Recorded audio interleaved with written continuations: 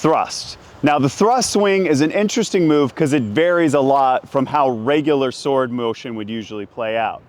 A lot of times when we imagine a thrust, we cock our elbows and then push ahead. Whereas with a Dragon Slayer or a weighted sword, what we want to do is actually keeping both arms straight. We're going to drive through the back hand and then guide the weight forward with the front hand, snapping to a position with it straight out in front of you. So it should look like that.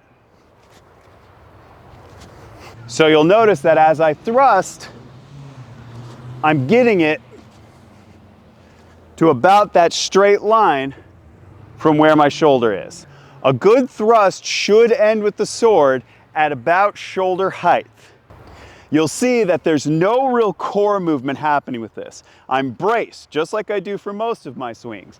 All of the force is being generated from that back arm pressing through, getting it up to that top position with the handle in line with the forearm, and then pulling with the back muscles back into a front guard position. So again,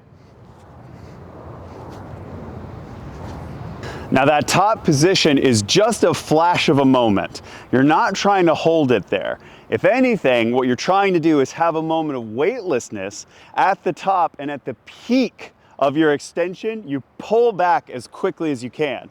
This will actually come in later when we start putting our combos together, because you're going to use that momentum of pulling the sword back into position to then transition into other movements.